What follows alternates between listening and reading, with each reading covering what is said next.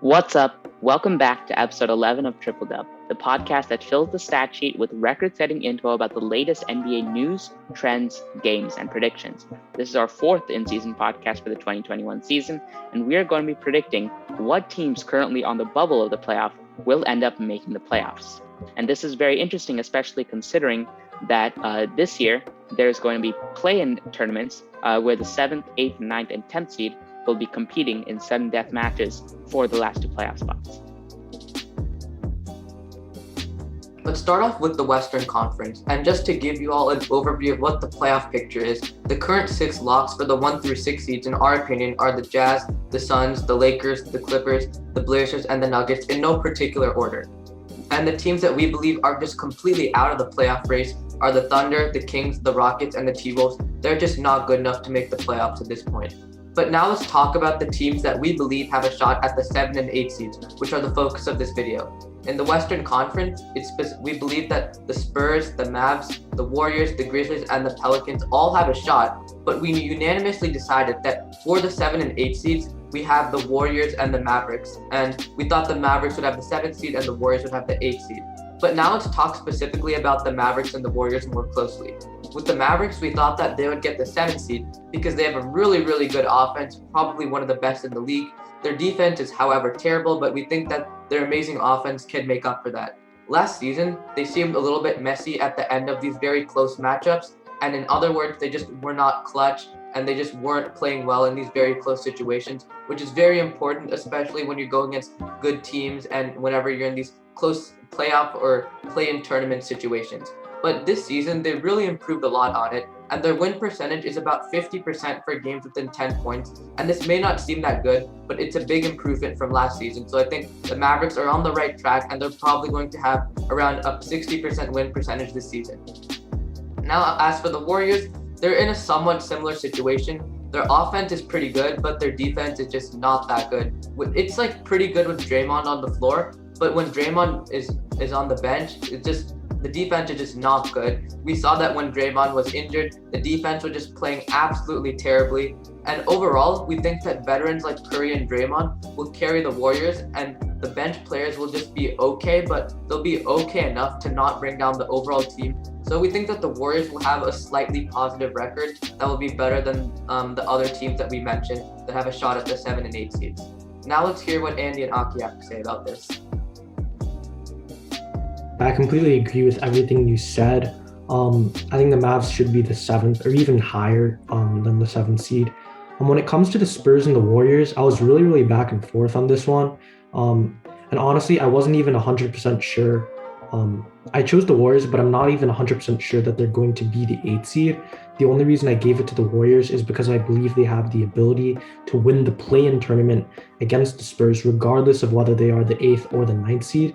When you look at the season series so far, the Warriors are up 2-1, and in 2 of those games, including the loss, they were missing James Wiseman, who has been great for them this season. So I think with a fully healthy Warriors team, they should be able to beat the Spurs in the play-in tournament.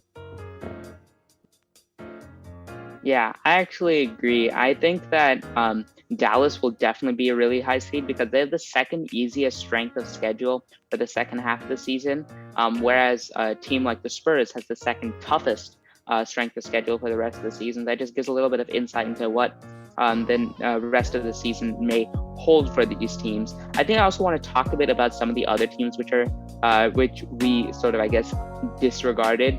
So the Grizzlies and Pelicans. There's a few reasons why I think that the Grizzlies will not be able to make it. I think that there's issues with health. There's issues with scoring. I don't think they have a consistent 20-point per game scorer.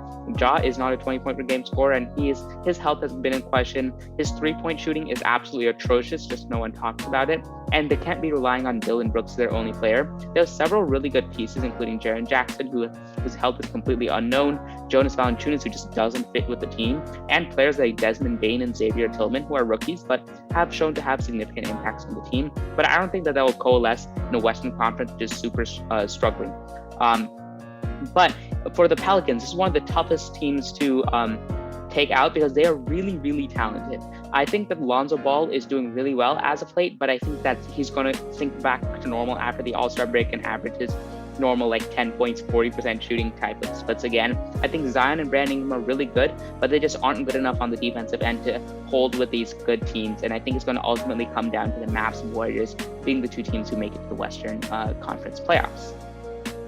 All right, that wraps it up for the Western Conference. But now we move on to the Eastern Conference. And the 6 teams that we believe are playoff locks are the 76ers, the Nets, the Bucks, the Celtics, the Heat, and the Raptors. And then the 4 teams we believe do not have a shot whatsoever are the Wizards, Cavs, Magic, and Pistons. And that leaves the 5 teams that are on the bubble as the Knicks, Hornets, Bulls, Pacers, and Hawks. Unlike the Western Conference, we do have a bit of disagreement here, but we'll start with the stuff that we do agree with. So what we do agree on is that the Bulls and the Hawks will not make the playoffs. In terms of the Bulls, I just don't think they really have enough talent on that team. There's also problems with the defense. Like Wendell Carter is a good player. I like him, but like he's not like a great rim protector, being like 6'8" or something like that. And then on offense, they have good scorers, but they don't actually have a true like point guard, in my opinion. Like no one on that team averages more than 5 assists per game. I think they need to improve on like their passing there. And then when it comes to the Hawks, I think obviously the defense has a problem with a pretty bad defensive player in Trae Young being their star. And also John Collins has been fairly disappointing this season, just like in general. So that's the reason why we believe that those 2 teams will not make the playoffs. But the team that we all agreed will make the playoffs, however, is the Pacers. Now the Pacers have been decent this season, and they're around 500. But I think they just have too much talent to miss the playoffs. Like they have Malcolm Brogdon, TJ Warren, Domantas Sabonis, and Miles Turner, who have all been decent this season. And I think once Karis LeVert recovers, and which is supposed to be pretty soon, like this March, then that'll be like a great starting 5 that should be able to make the playoffs fairly easily. But now we have the final 2 teams, the Hornets and the Knicks. And this was actually a 2-1 decision, but we ultimately decided that the Knicks would make the playoffs. And obviously I'm a Knicks fan, so I have a little bit of bias here, but I just think that the 4 seed right now, they're doing amazingly. Also, the addition of Derrick Rose has been really helpful. Before we had him, we were below 500 and out of the playoffs, and then since we had him, we've been 7-3 in the games that we had Derrick Rose. The Knicks are a great defensive team this season, and even though the offense is lacking, I think the defense is more than good enough to make up for it. And I think the Knicks are a playoff team, even if they're not going to be the 4th seed. I was actually the one who disagreed with a popular opinion. I have the Charlotte Hornets making the playoffs for a couple of reasons. First, I have it's not anything against Andy personally, but I just don't have faith in the Knicks and the Knicks organization as a whole. I think that they're overall fairly incompetent. I believe Julius Randle is overperforming this season, and I think that players like Derrick Rose are they're good additions, but they aren't sufficient to qualify them for a playoff run.